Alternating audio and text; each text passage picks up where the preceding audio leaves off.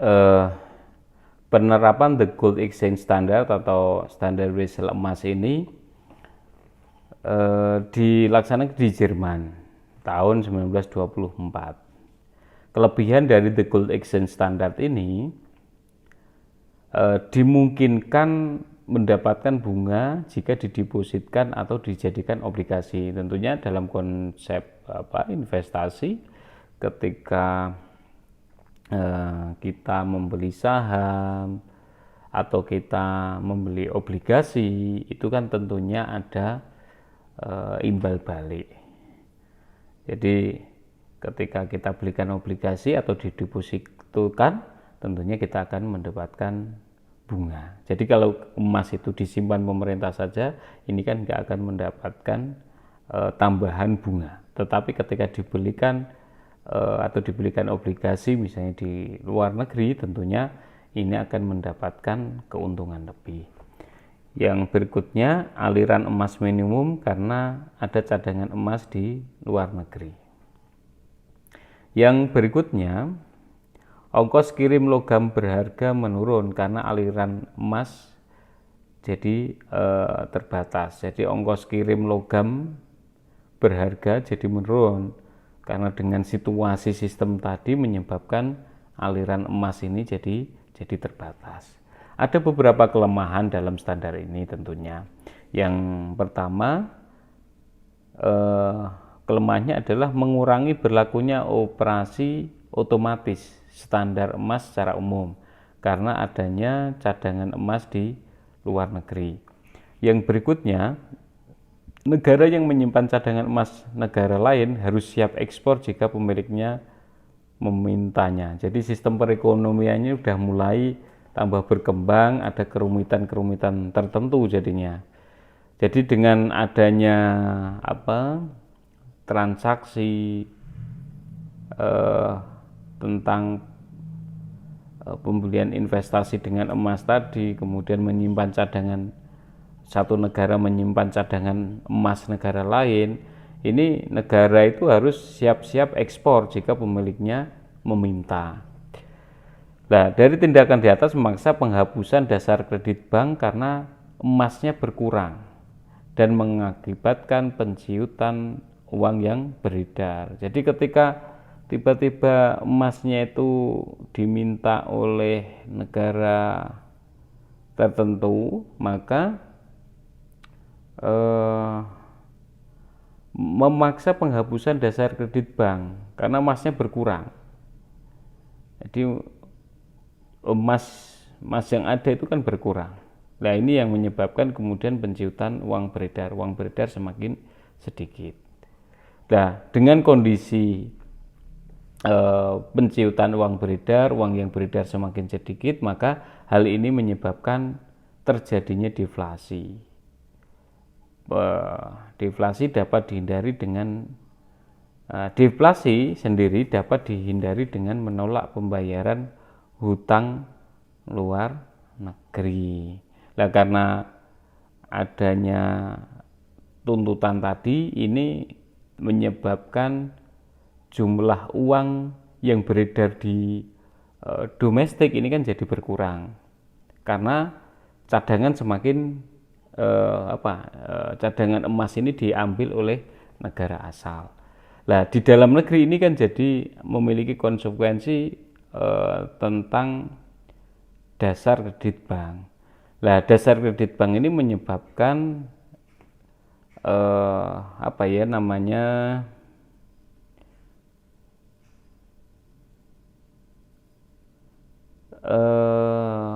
uang yang beredar itu jadi sedikit karena cadangan tadi sudah diambil tadi. Jadi ketika cadangan semakin sedikit, berarti jumlah uang yang beredar ini semakin sedikit. Ketika terjadi jumlah uang beredar ini semakin sedikit, maka terjadilah deflasi. Nah, ada solusi ketika untuk mengurangi atau untuk menjaga agar perekonomian stabil, kemudian deflasi ini tidak terganggu oleh deflasi, maka satu negara tersebut bisa atau bisa mengeluarkan kebijakan untuk menolak pembayaran hutang luar negeri. Nah, ada beberapa kelebihan dari standar emas tentunya. Secara umum kelebihannya adalah emas ini acceptability. Jadi secara umum standar emas ini uang dan emas ini bisa diterima sebagai pembayaran secara umum. Hampir di seluruh belahan dunia emas ini acceptability. Jadi bisa diterima sebagai alat pembayaran. Yang kedua, a check on inflation and deflation. Adanya cadangan emas akan membatasi pencetakan uang sehingga inflasi tidak timbul.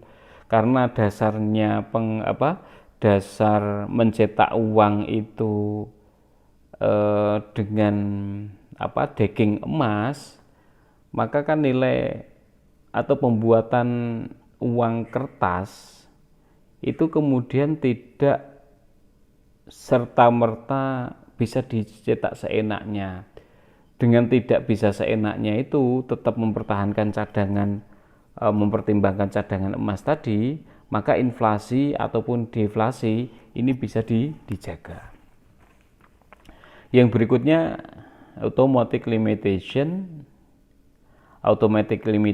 on medium of exchange. Jadi adanya syarat minimum cadangan emas akan meningkatkan kepercayaan masyarakat pada alat tukar.